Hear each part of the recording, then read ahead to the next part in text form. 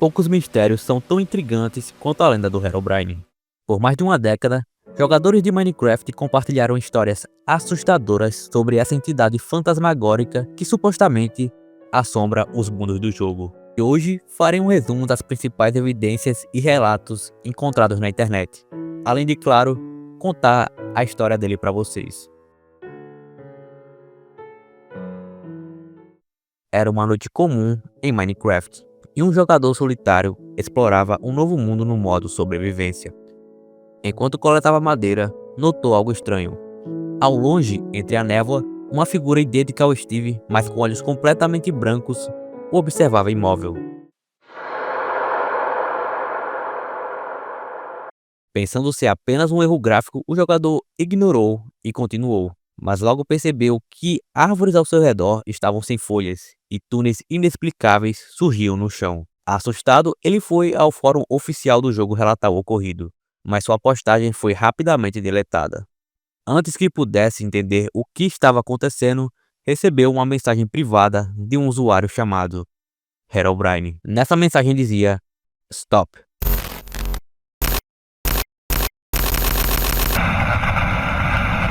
Ao buscar mais informações, encontrou relatos semelhantes, todos misteriosamente apagados. A lenda cresceu quando descobriram que o Herobrine era supostamente o espírito do irmão falecido do Notch, o criador do jogo. Desde então, jogadores ao redor do mundo continuam relatando encontros com essa entidade fantasmagórica, que nunca foi oficialmente confirmada, mas por outro lado, nunca foi totalmente desmentida. A história rapidamente se espalhou, e assim nasceu o mito do Herobrine. E isso que você acabou de escutar foi sua creepypasta. O que mais assustava os jogadores era a forma como o Herobrine deixava suas marcas inexplicáveis. Árvores cortadas em padrões estranhos, pirâmides de blocos surgindo do nada e túneis que ninguém havia cavado.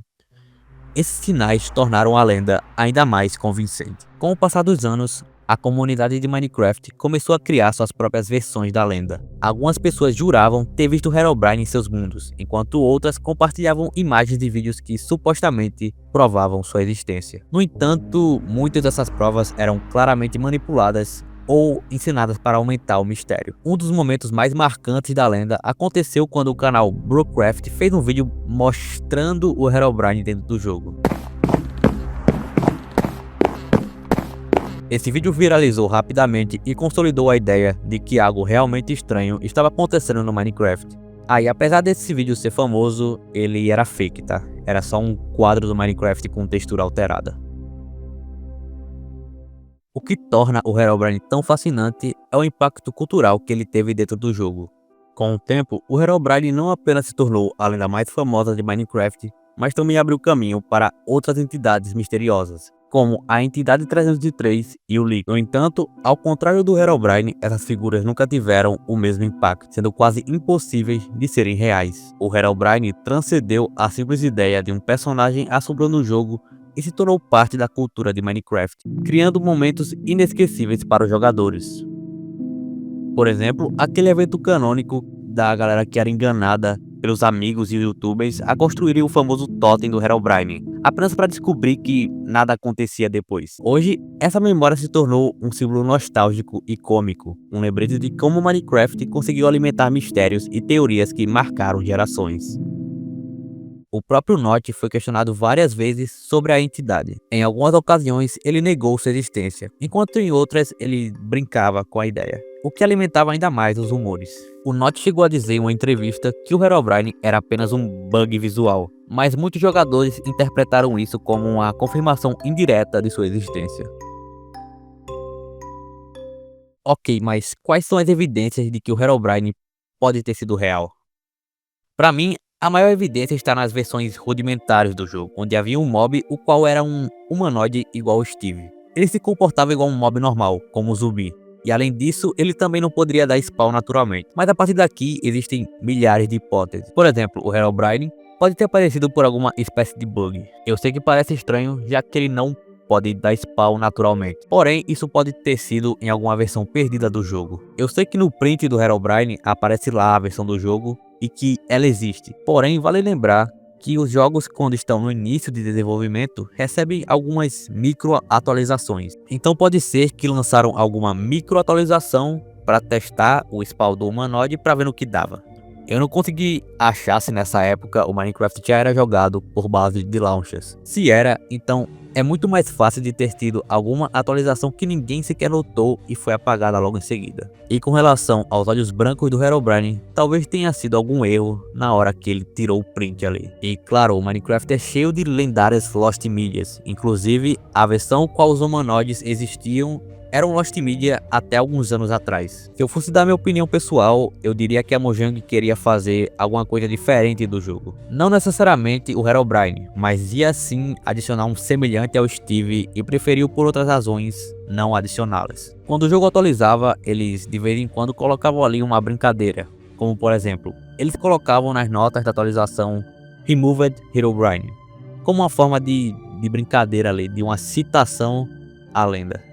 Isso talvez é só uma maneira de fazer a chama da lenda apagar. Afinal de contas, a melhor maneira de apagar um fato é ridicularizando o mesmo. Vale também citar o disco 11, que caso você não saiba, é um áudio perturbador de uma pessoa correndo de alguma coisa. Você consegue ouvir gemidos, respirações pesadas e até o barulho de quando você põe ali um bloco de terra, tá ligado? E tem que acredite que esse disco era o Steve correndo do Herobrine. E tem até uma animação por aí no YouTube se você quiser ver depois.